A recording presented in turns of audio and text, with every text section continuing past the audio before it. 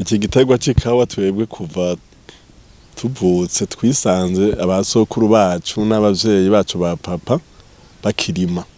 Uko n'igiterwa carimwe ino kuva kera kiramaze igihe kinini. Rero natwe rero twakuze batwigisha gutera ikawa kuko ariyo yashobora gutanga amafaranga yo kwikenura muri tumwe tumwe cane cane muri akarere tubayemo. Uwo babona yo kwibaza yuko ibi bikorwa atari vyanyu, ni ibikorwa biratira byo kuratira ijisho koko uri kuraraba mu mihingo n'iyindi aho twagiye turaca, ni ibikorwa umuntu adashobora gutahura neza yuko ari ibikorwa vyakozwe n'uyu mubona. Ku vy'ukuri biraboneka yuko harimwo uburyo bwinshi cane. Mbega ndakubaza ibi hegitare twabonye vy'ikawa mwarimye nk'uburyo uvuga ngo uburyo ushobora kwimbura mw'isezo imwe iyo warimye neza umwimbu wagenze neza woba wimbura nk'amatoni angana gute y'ikawa? Umwimbu turonka bikaba dufise turaronka amatoni hagati y'indwi na 10 ku mwaka ikawa z'ibitumbwe zidatonoye. Mwirima rimwe byo bibatwara uburyo bungana gute? Ntibyoroshe kandi byogorana ko tuvugisha ukuri ibijanye n'amahera dukoresha kuko n'amahera dutanga ku munsi gasanga harimwe abakozi babagara, harimwe abakozi basasira, hari abakozi baza kuzihonyorera. Rero rimwe na rimwe ntidukunda kuharura neza ngo tubimenye. Ibyo dukunda kumenya vuba na vuba n'ibijanye no gusasira, uko gusasira tuba tuzi ibiti vy'ikawa dufise gacumenya igiti bagisasira ku mafaranga 300. Hanyuma turamenya ibijanye no kwamura uko tuba duhemba ku kiro kubaza kuzamura. Ariko mu bisanzwe igiterwa c'ikawa kiravuna, gitwara amahera menshi. Nico kimwe no korora inka, ugiye guharura amahera ukoresha ku munsi uhava utinya kukirima. Mugabo ino turakirima gose kandi kiradutwara uburyo nyene. Ariko nubwo kibatwara uburyo twizere neza yuko muri ya matoni mwambwira mu ronka yandi hagati y'indwi na 10 yuko basi akarusho kaboneka. Akarusho mubona kuri igiterwa c'ikawa mubwe mwatanguye kukirima kera canke mwahimiriza n'ahandi nabonye hari imisozi igaragara mbona ko mengo hamwe nabo boronka ukuntu barima iyi kawa mengo byo bagira akamaro. Harimo akarusho mumaze kubibona?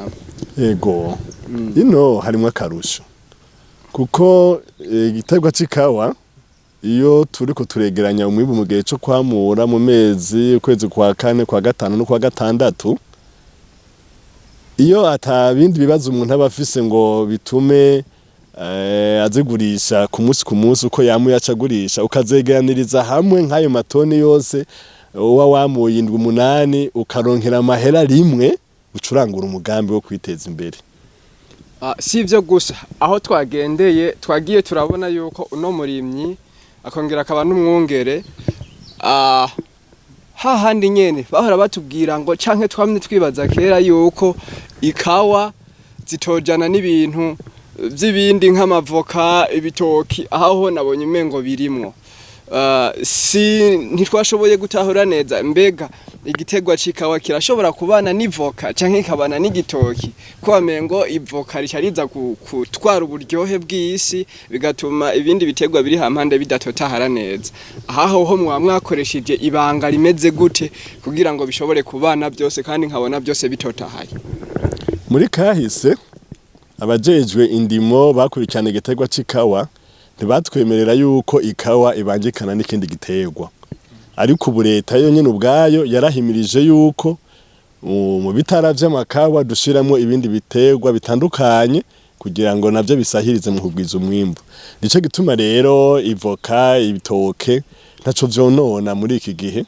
Turabona ko bibana na cane ko iyo twaronse umwavu ifumbire y'ikizungu ijana n'ikawa duca n'ivyo biterwa tuba twatemeka bica bironkeraho uwo iryo fumbire igaca birushirizaho kumera neza. Ntaco vyonona rero, ntaco vyonona mu vy'ukuri. Ubu birabana kandi biratanga n'umwimbu ushimishije kubera uku kuntu ikawa ziba zisasiye, ibitoke biba bisasiye, ivyo bica bituma rero ikawa ironka agatutu igaca nayo imera neza, kandi ca gitoke naco gica kironka ifumbire rikuye muri ibi bisatizo tuba twarasashije ikawa. Murakoze cyane. Muri uru rugendo twakoze byagaragaye neza yuko ahantu henshi, aha hantu muri no komine ya Kayanza bijukiye ibitegwa cyane cyane nk'ikawa. Ikawa ndabona mengo rirakunzwe cyane gusumbya ndetse n'ibindi. Twizera neza yuko mu minsi aha hantu hazoba hashagije cyane, kuko bivanye nuko yagira dusigurira batubwiye yuko iyi kawa ishobora kuba igira yama agashika kuri irashuri ku bwa mbere ngo bikavako, bwa kabiri bikavako, kugira ngo izane ikawa nziza y'akanovera. Kumbure aha hantu twava twibaza ngo nkaha anye izoca yama bagaca baza gusarura. Ikawa nk'ubu ibi tubona ko mubona bisa n'amashugwe amaze kuma, uru n'urushugwe rwa mbere. Rero kubera aciyemo iminsi nk'uyu imvura yosubira kugwa, hoca haza ko irushugwe rugira kabiri, kandi biranashoboka ko n'urugera gatatu rushobora kuza. Uko rero ico nico gituma rero ikawa itanga umwimbu ushimishije, uko mu rushugwe rwa mbere naho ruboneka ko ari rwinshi, uba ari umwimbu ugereranye. Riza kugira umwimbu mwinshi ushimishije iyo haje mw'ishugwe rigira kabiri.